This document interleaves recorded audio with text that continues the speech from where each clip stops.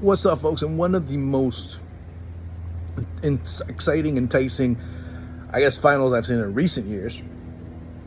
Botafogo did the hard way, the very hardest way you could imagine, and yet they came out successful.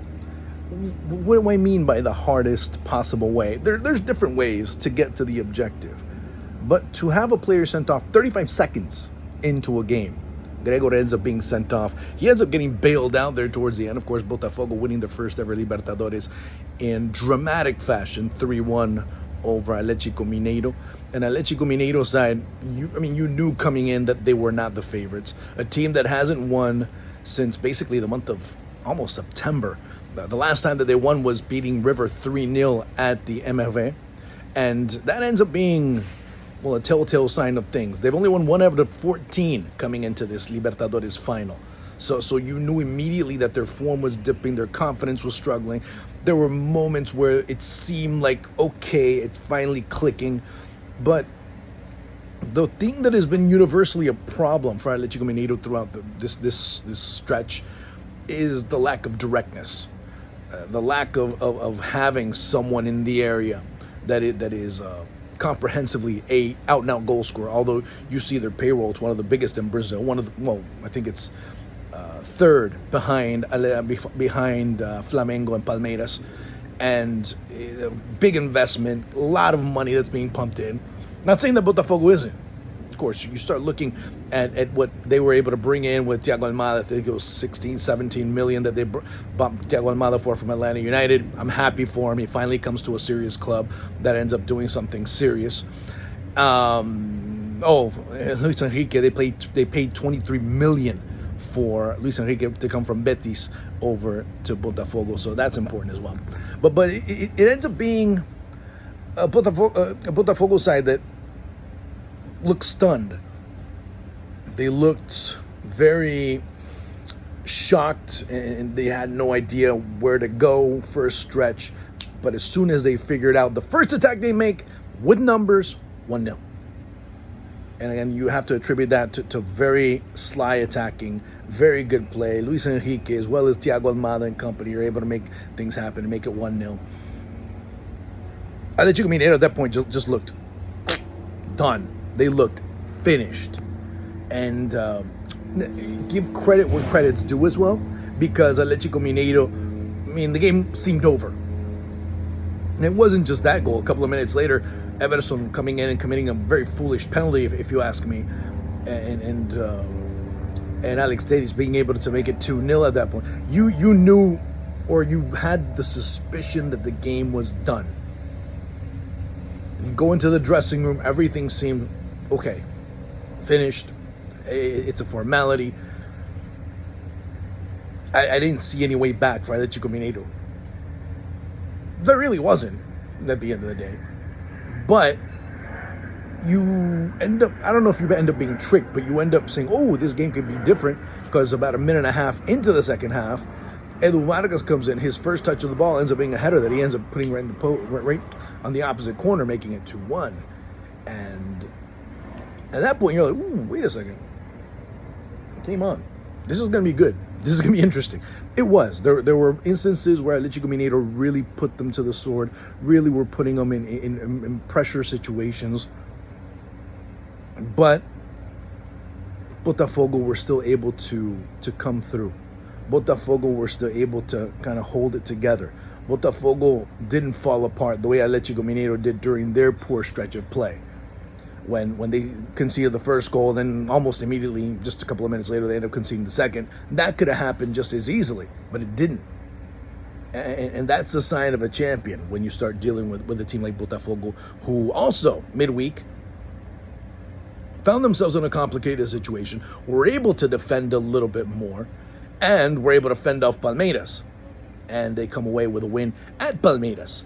So again, a historic week ends up having a cherry on top in Buenos Aires for a team that for years and years and years and years were looking to contend. In the 60s, they were a team that contended, or at least were always in the discussion in Libertadores, but never were able to surpass Santos, were never able to surpass Peñarol, never able to really surpass Independiente at a certain point.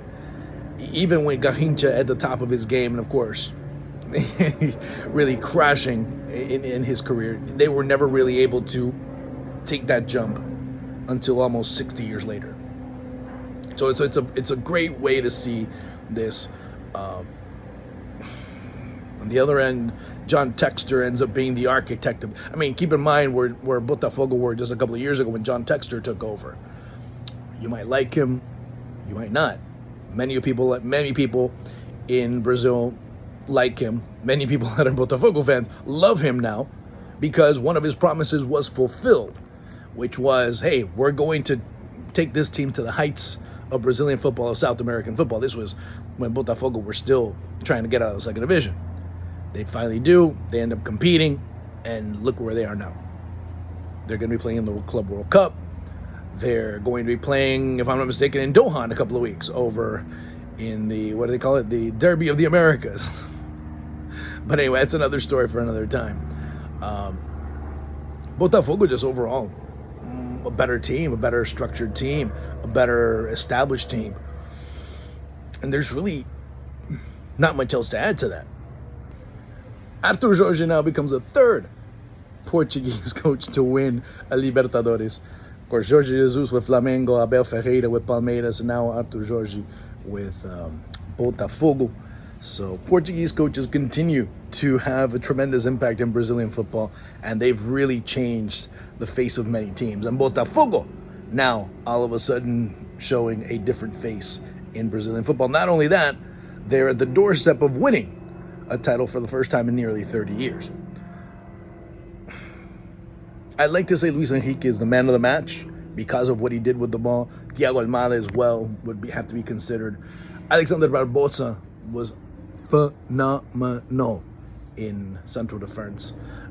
Just overall, the team played well. Alex Telles, although in the second half, ends up kind of being relegated in another position because with a yellow card, he couldn't go and mark Hulk for as much as he would like to. So you end up bringing Marcelo over there to be able to kind of shield Hulk. But Hulk ends up doing whatever he could.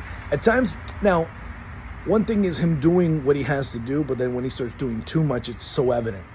Him rushing passes, sending balls in, trying to find maybe the perfect ball, but it's not perfect because nobody's there.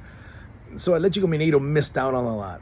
Atletico Mineiro had a lot of failed opportunities where they could have really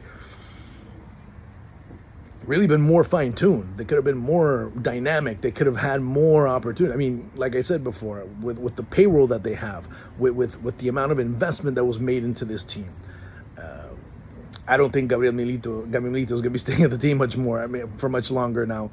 The only thing that was keeping him there was basically the final in Buenos Aires. Not only that, losing the Copa do Brasil final, as well amongst many other things. So, to me, that ends up being a huge factor in terms of what's going to happen with him. But overall, defensively, I mean, the defensive block was impeccable. A team that collectively was able to do a lot more. A team that was able to do a great deal in terms of kind of hunkering down and preventing Atletico Mineiro from getting clear, concise shots. Now, at the same time, Edu Vargas scores, but Atletico Mineiro could have also drawn or even won it. There's one wonderful ball that comes in. I forgot who sent it in. I'm trying to remember who it was. I can't remember off the top. I forgot who sent that ball in. It's a wonderful through ball that's sent into Edu Vargas. He strikes it and just kind of skips off to the crossbar. And that could have been a difference maker. And of course, the ball that's sent deep, two defenders collide. Edu Vargas 1v1 against the goalkeeper. He tries to hit it over the goalkeeper and ends up missing badly. That could have been a difference maker. And that basically it just completely deflated Atletico Mineiro. But a great performance by Botafogo. You can't minimize what they've been able to do. They were the best team in Libertadores. They were the best team, or they are right now the best team in Brasileirão. They are basically the best team in all of America. If you consider, they are the best team in America. Whether you have another team that might be that right now, they are the ones that are the best team from Canada all the way down to Patagonia. They are the best team in this part of the world. So again, a big win for Botafogo, their first ever Libertadores, and cheers to them, man. Cheers. Ciao.